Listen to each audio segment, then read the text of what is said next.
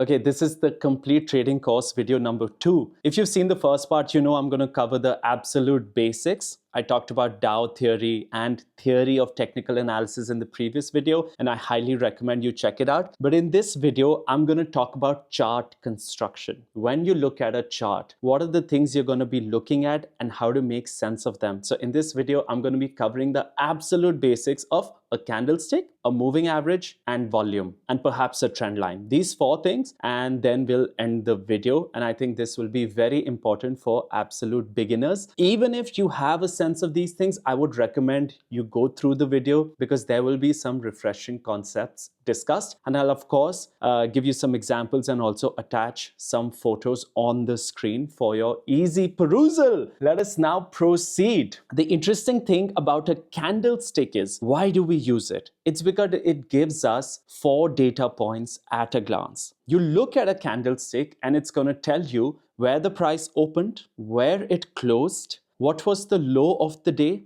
and what was the high of the day. Naturally, if the stock price rose during the day, the closing price is higher than the opening price. If the stock price fell during the day, the closing price is lower than the opening price. So if the stock price fell during the day, your candle's gonna be red in color. And if it rose during the day, your candlestick's gonna be green in color. Very simple concept. So it gives you 4 data points. The thin line or the shadow shows the day's range from high to the low. So a wider portion of the bar of the candle, which is called the body, measures the distance between the open and the close. I'm going to repeat that so that you fully understand it. If you look at a candle, which is, I've posted a photo on the screen right now, the wider portion of the candle is the body. This is the distance between the opening and the closing price. And the wick that you see, because candles have wicks, the wicks that you see or the shadow or the thin line, that tells you how far up and how far low the price traversed during the trading day. These 4 data points are very important because they tell us about the demand and supply characteristics that were prevailing at that time. This is the most important point of candlesticks. If you look at one candlestick in isolation, it tells you so much about the stock price. What is the demand and supply characteristic prevalent? Overall, what does a chart tell you? It just tells you what are buyers and sellers doing at a stretch. Over a stretch of time, a chart simply tells you what are buyers and sellers up to. An individual candle will tell you how are the buyers and sellers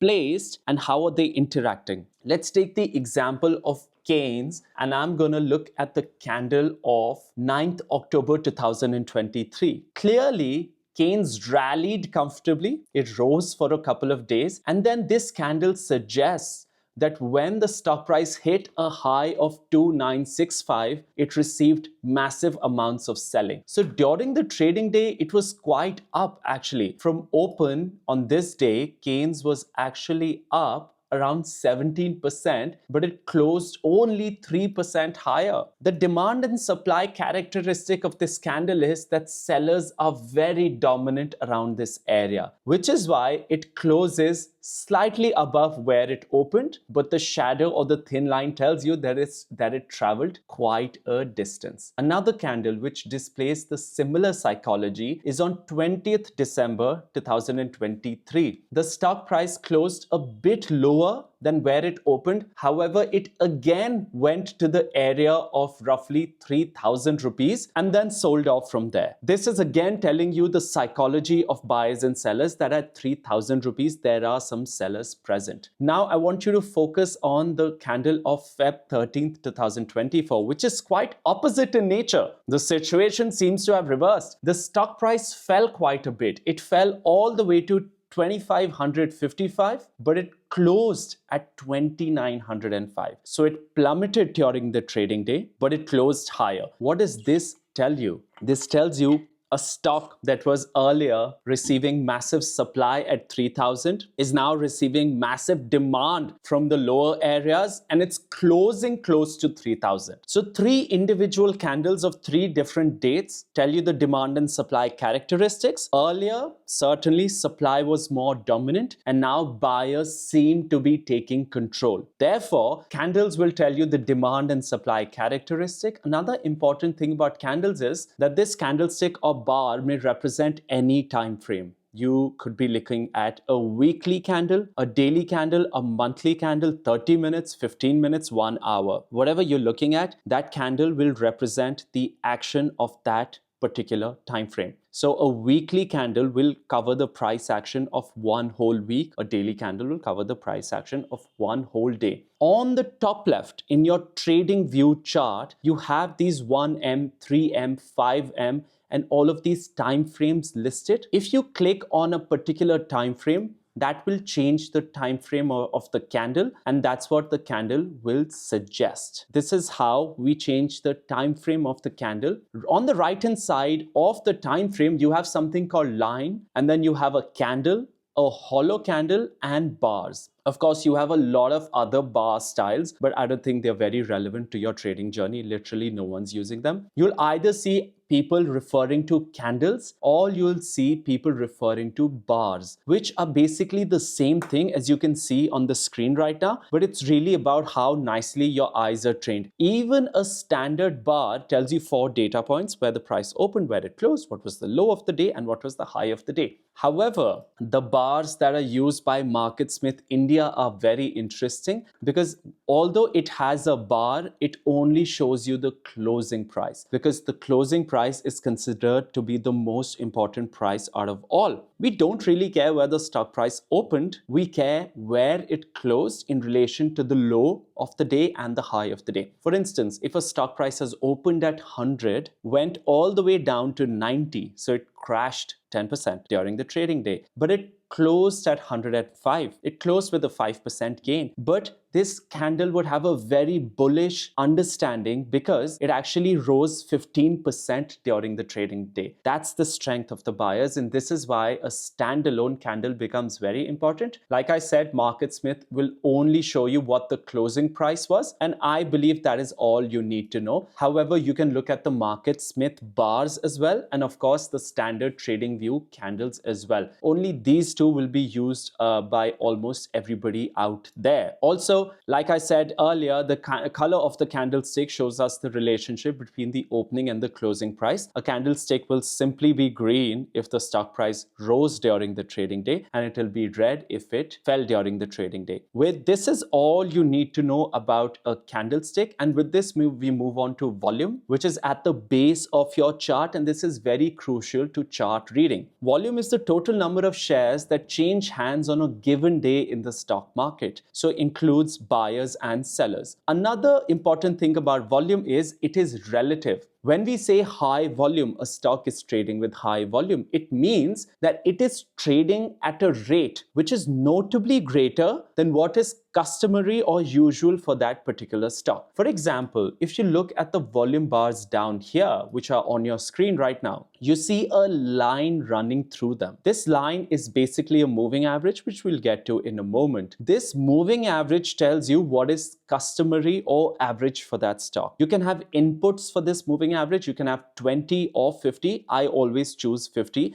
because that is what also MarketSmith India uses, and a lot of traders out there, especially those subscribing to the Minervini and O'Neill school of thought, use. So 50-day moving average runs through the volume bars, which tells you what is the average for this particular script. If a stock is breaking out and it's breaking out with volume which is significantly higher than this little moving average running through the bars, then you know that this is higher than usual volume. Therefore, chances are this breakout may be sustainable. If you go to MarketSmith and simply click on a particular candle, it will tell you next to volume whether this volume was higher than the average, whether this was lower than the average, and if it was higher, how high was it compared to the average. So for example, Keynes, when it broke out of a stage 1 base on May 17, 2023, it broke out with volume that was 1000% higher than usual. It was breaking out to lifetime highs. It was breaking out with volume that was 1000% higher than usual. Therefore, you should be thinking, does this volume suggest a ton of buying taking place or a ton of selling taking place? In this case, because of the bullish structure that the stock represents, naturally we have to assume that a ton of buying is taking place. We could certainly be wrong, but the probability of us being right is enhanced once we study volume and we study candles in conjunction with the volume. If you look at TradingView and you look at Keynes again on 17th May 2023, TradingView will tell you that the stock had a volume of 2.04 million, but the average for this script is 179,000. So you know this is significantly higher. A lot of trading activity has emerged. And another thing about the volume is, I must mention Dow theory is that volume always goes with the trend. So if you're in a bull market, volume will rise as prices rise, and as prices pull back, which they are bound to, volume should diminish or trickle down. Volume is also a very important component of Minervini style of investing, because when Minervini is looking at his volatility contraction pattern, which we'll get to eventually, you don't need to confuse yourself at this moment. Minervini wants to see volume absolutely going to a trickle at resistance, because that tells him that sellers are no more present. All you need to know right now is that volume tells you how many shares are being traded on a particular day. We want to see volume, how it's trading relative to that particular script. So if one script is trading 1 crore shares a day and suddenly it starts trading 10 crore shares a day, you want to see why it's happening, why the sudden influx of trading activity. If you go to a busy restaurant in your city and you know, yeah, it's busy, it's often has a waiting list. However, you go one day and there are 500 people waiting to enter. You're going to wonder what's going on. Therefore, when Keynes on May 17, 2023 displays volumes that are 1000%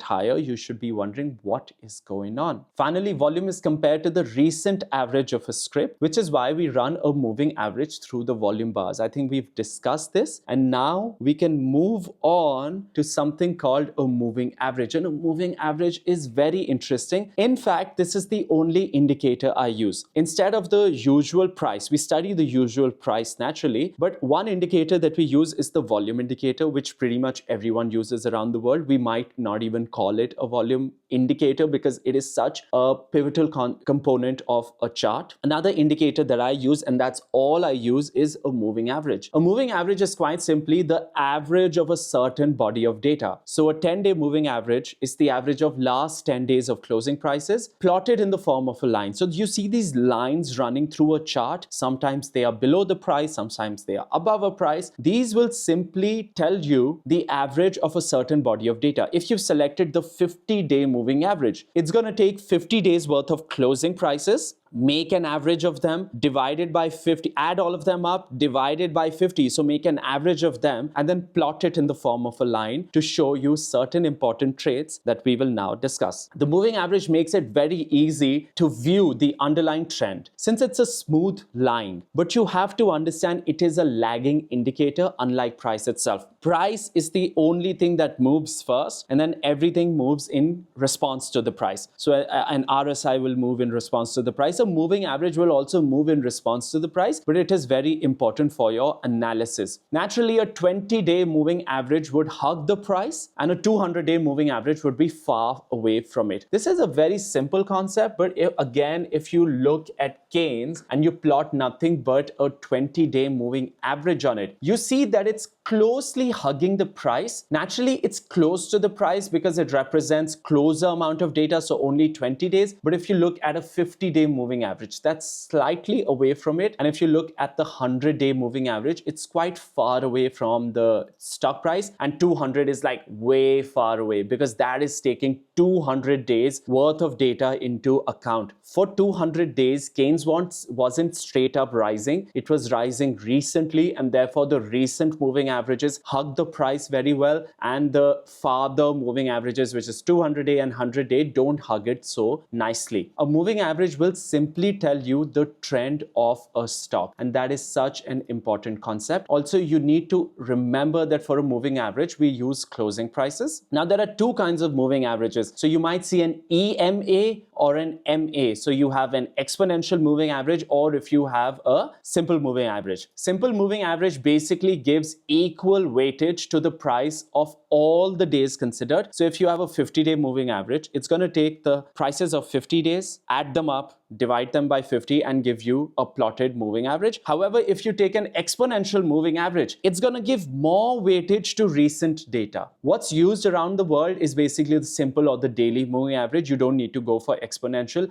However, the differences are very minute. So you can plot both of them on your charts and see if there's any difference and which one you prefer. However, most traders don't use exponential. Now that this is done, moving averages tells you the trend they're in. So after a sideways period in UTI AMC, the stock moved higher and consistently traded above the 20 moving average for a while. This simply tells us that the trend is bullish and we should be seeking buying opportunities and nothing else. If your stock price is consistently above all moving averages, it's above the 20, it's above the 50, it's above the 100. This tells you, even without looking at the chart, that the stock is bullish. On the other hand, if the stock is consistently below the moving averages, this tells you that the stock is bearish and you should not be looking for buying opportunities in this stock. So the moving averages are clearly telling you about the trend that is visible in a particular stock. So the direction of a moving average quite simply can tell you lots of data about the trend a stock is in. Because if you look at Keynes first, it's consistently above its 50-day moving average. There is no doubt that the stock is bullish. However, on the flip side, we're going to take the example of Rolls-Royce. It was consistently, and Rolls-Royce is trading on the London Stock Exchange. It was consistently trading below the 100 moving average even before the COVID crash came in. Therefore, if you had knowledge of moving averages and that moving averages tell you about the trend of a stock and that Rolls-Royce is in a downtrend, this would have allowed you to sidestep a massive correction by simply staying out of the game. Before COVID also, Rolls-Royce was below the 100 moving average. Therefore, it should not be a purchase for you. Therefore, when the crash happened in COVID, it didn't matter to you. And in fact, even after COVID, it continued to fall. Because as long as the stock is below the moving average, why do you want to touch it, right? And also the slope of the moving average will tell you all you need to know. If the moving average is like sloping downwards, naturally it's a bearish market. You don't want to be a buyer of stocks. If it's sloping upwards, you want to be buying stocks because the price is likely to rise. What moving average should you use? Because I've talked of the 50-day moving average, the 100-day moving average, the 200. Let's see what one you should use. This one really depends on the time frame you wish to trade. For swing traders, people who hold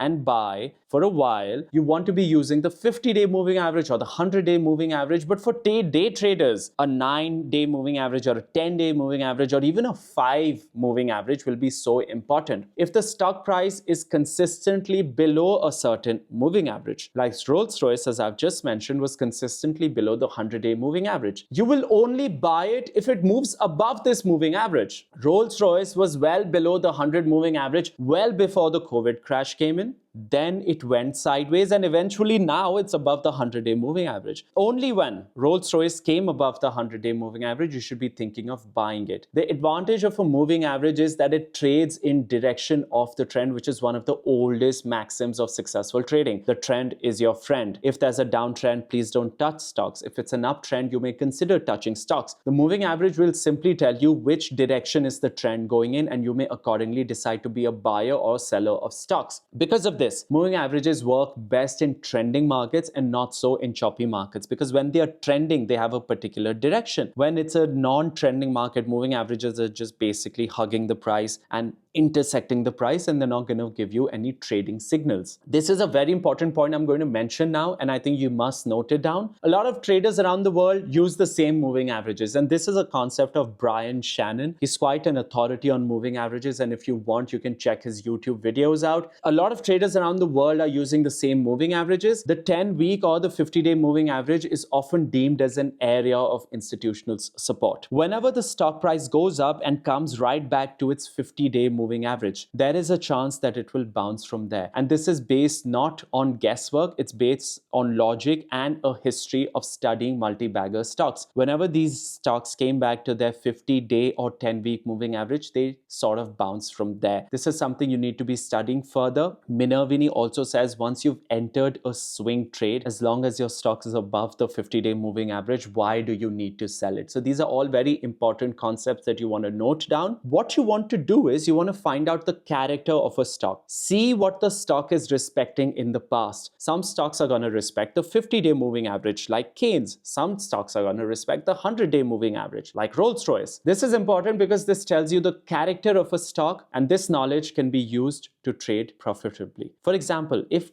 Keynes breaks out from 3,000 rupees. As long as it's above the 50-day moving average, I am not going to think of selling it. If Rolls-Royce is below 100-day moving average, I'm not going to think of buying it at all. So this knowledge can be used to trade very profitably. And with candles done and volume done and moving average done, we come to trend lines, and these are so important. And this is the final aspect of chart construction, because after this, we are gonna end this tiny video that we've made. And of course, we're going to proceed with more basics in the third video, which I hope you will enjoy. Trend lines. Trend in motion tends to be in motion. That's Newton and that's Dow theory. Therefore, trend lines help us identify and trade along the trend. If you come to think about it, moving average is a sort of trend line as well, because if the stock is consistently above the 50-day moving average, whenever it comes to 50, it bounces, it sort of is a trend line. Upward moving trend line will connect the reaction lows, and a downward trend line will connect the reaction highs. So a stock in an uptrend, it moves up, pulls back a bit. It moves up, pulls back a bit. These reaction lows can be connected often with the help of a trend line, which also can be done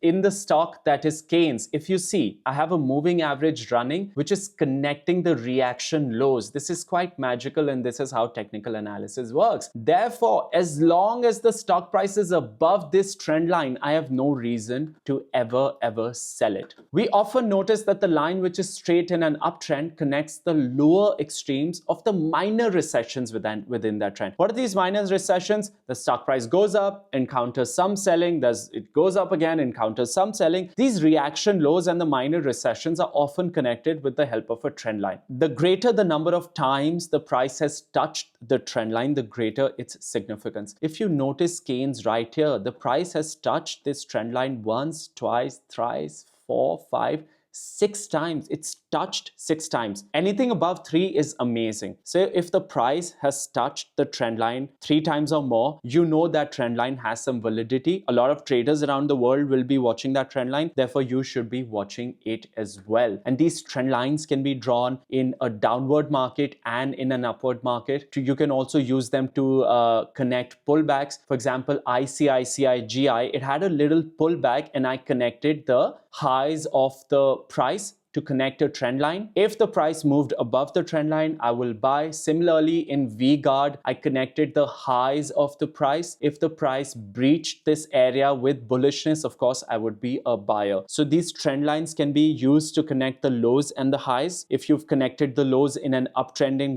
market, as long as the lows are respected, as long as the trend line is respected, of course, you don't want to be a seller of stocks. And if you've connected the highs of price and the trend line is acting like a resistance, you don't want to be a buyer of stocks unless this trend line is breached. But what if the stock is trading along a trend line and then breaks below it? Do you automatically sell? You see, you should at least sell a bit of your position, because that tells you a temporary pause in the stock's trend. So if a stock is in an uptrend going along with the trend line and it breaks or closes below this particular trend line, does that mean that now it's come into a downtrend? Absolutely not. This just tells you that the trend for now has paused. It may consolidate for a while and then continue its upwards journey. So trend lines become very important for our price construction. So today in this video, we've studied what a candle is and what a bar is. We've studied the different time frames. We've studied how you can notice the candles and the bars on TradingView. We've studied what volume is and how it becomes so very important, because on earnings report, volume tends to be so high because something new is happening. There's a lot of volatility in the market. And of course, we've studied moving averages and trend lines. These 4 will tell you how a chart is constructed, and now you can start reading charts. And if you have any other thoughts about the video, naturally, please let me know in the comments. If you want some concepts covered, please let me know in the comments. Make sure you subscribe, hit the like button, and share this video. Just spread the word that there is somebody out there talking about the sheer basics, and I think it will help tons of people. Of course,